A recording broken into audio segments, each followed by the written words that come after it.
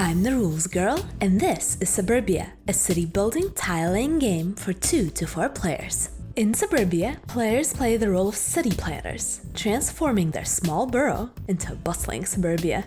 The goal of the game is to win, and you win by having the largest population, earned by attracting people to your town and accomplishing goals. Your borough starts off humbly as these 3 tiles: a suburb, a community park, and a heavy factory.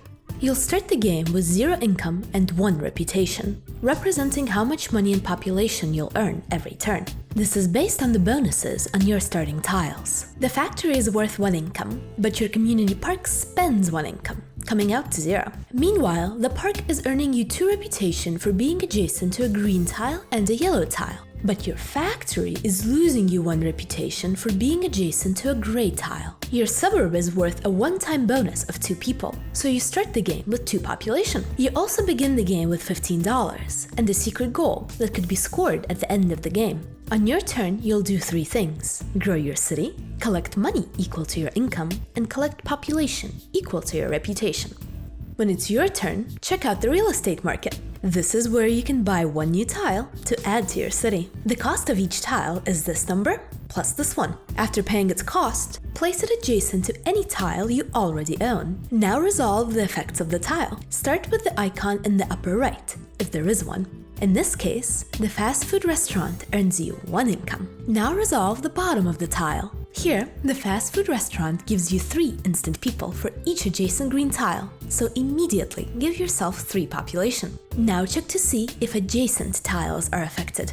Here, the community park gives you another reputation, since it is now adjacent to another blue. Finally, check if any other tiles are affected, including those of your opponents. For example, if anyone has already built the fancy restaurant, they'd lose 1 income because you just built a new restaurant.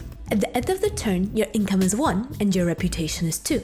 So collect $1 and 2 population. You might have noticed these red lines on the scoring track. These represent increased overhead as your borough grows. Every time you cross one, lose 1 income and 1 reputation. If you go backwards over 1, gain back that income and reputation. And yes, if your income or reputation is negative, you'll have to spend money or population. If you have no more money to pay for negative income, pay with population if you can, and vice versa. Finally, refresh the real estate market by pushing all tiles to the right and drawing a new A tile, placing it in the leftmost space. Once all the A's are drawn, start drawing B's. And once the B's are out, start drawing C's. It's now the next player's turn. Don't like anything in the real estate market? You have a few more options for growing your city. Instead of buying a tile, you could instead flip over that tile. That's called a lake. Its only cost is the number up here, and it gives you one-time cash payments of $2 for every tile adjacent to it, except other lakes. So placing it here would give you $4 immediately, then $2 every time you put a non-lake tile next to it in the future. Not really looking for cash right now?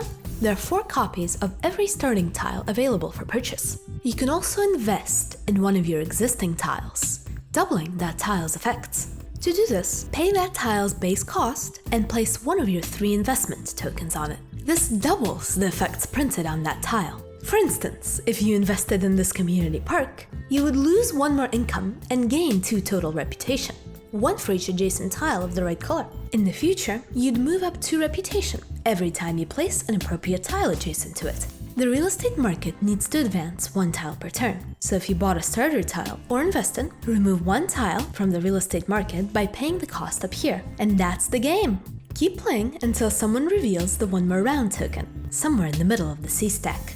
Finish the current round, playing until it's the first player's turn. At the end of the game, look at the goals right above the real estate market and award the goal's population bonus to the player who achieved them. If there's a tie, no one scores the goal.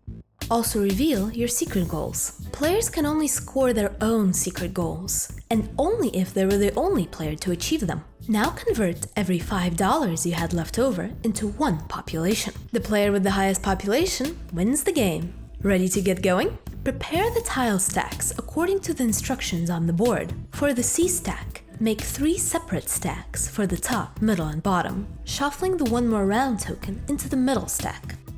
Place 4 of each starter tile, and goals equals to the number of players.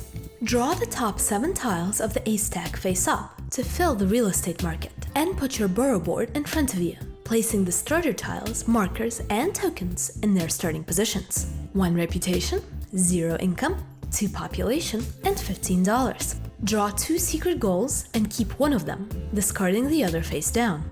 A random player goes first. If you like Suburbia, you'll love its expansions, adding new tiles and mechanics such as tourism. You'd also love Ted Alspach's other tile-laying game, Castles of Mad King Ludwig. If you're looking for more city planning games, try Quadropolis. If you're looking for more ultra-concise rules explanations, consider subscribing to The Rules Girl.